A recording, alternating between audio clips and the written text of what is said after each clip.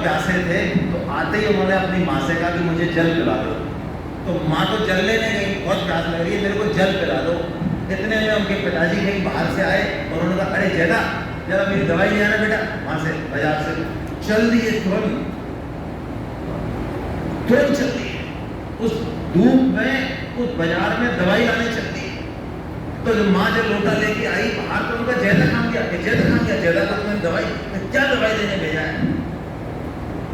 वो परेशान है, वो पानी के लिए कह रहा था। पिताजी के पैर दबाते, तो पिताजी सुबह देखते तो पैर दबाते दबाते सो गए। पिताजी इतना बढ़िया पैर दबाए कि सो गए। हमारे जैसे कोई कह रहे तो नींद नहीं आने के, तो आगे कहना ही पड़े भैया बता। तो सो गए गहरी नींद में। सुबह देखा तो पैर दबा रहे थे, तो उन्होंने कहा, अरे जैदा कब आया तू, कब आया, जल्दी उठ गया क्या? झूठ नहीं बोलते थे, जवान से झूठ नहीं बोला सेठ जी ने, पूरे जीवन में झूठ नहीं बोला, कुछ नहीं बोले। तो उनके पिताश्री समझ गए कि इसका मतलब मेरे को नींद आ गई और ये रात भर से मेरे उन्होंने स्टैंडिंग ऑर्डर जारी किए। उस समय सरकारी भाषा में बोल रहा हूँ, ऐसी साहब लिख गए, इसलिए स्टैंडिंग ऑर्डर जारी किए कि मेरे को नींद आ जाए तो तू सो जाना, चले जाना। तो वो सेठ जी जो सेवा की प्रतिमूर्ति हैं, और उनके पिताश्री ने उनकी माता से कहा कि तुम इसको अपना बेटा मत मानना, ये अवतार है भगवान का, इसको बेटा मत मान लेना, ये भगवान का अवतार है। और सेठ जी का विवाह जरूर हुआ, लेकिन देखिए आप, सेठ जी ने एक बार भी दाम्पत्य संग नहीं किया।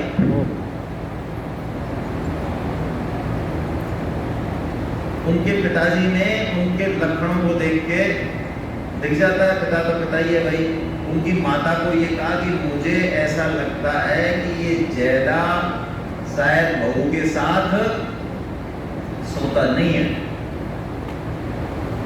उनके बहुत खास मित्र थे हनुमान दास गोविंद का, बहुत परम मित्र थे। सेठ जी के सबसे परम मित्र हैं तो वही है।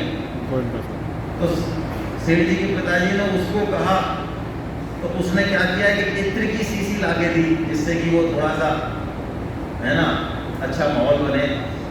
तो सेठ जी 60 साल के हो गए, तब एक बार वो अलमारी में इत्र की शीशी निकली, तब सेठ जी ने पूछने में बताया कि ये वही इत्र की शीशी है जो हमको 15 साल के थे जब दी थी। 60 साल तक वो शीशी वही पड़ी रही अलमारी में। तो ऐसे सेठ जी ने हमें ये प्रकल्प दिया, उनकी कृपा से, स्वामी जी की कृपा से हम जो है कुछ चर्चा करते हैं, गीता का प्रचार करते हैं, कितनी क्षमता है हमारी, तो हम भाई इसमें लगे, मतलब अच्छे से लगे, है ना। जब भी गीता प्रचार का लोगों को जोड़ने का मौका मिले, हमको ये काम लगातार करना है। इसके अलावा हमारे पास और कोई दूसरा साधन और थोड़ी सी जागृति बनाए रखनी है। कहीं भी प्रकृति में किसी भी चीज को देखें तो भगवान को स्मरण जरूर करें। कोई बहुत अच्छा बोल रहा है, भगवान को देखें। कोई पुष्प को देखें, कितना सुंदर पुष्प है, भगवान को देखें। कोई रूप को भी देखें, उसके पीछे भगवान को देखें, भगवान को देखें सबके पीछे, बस इससे जागृति रहेगी।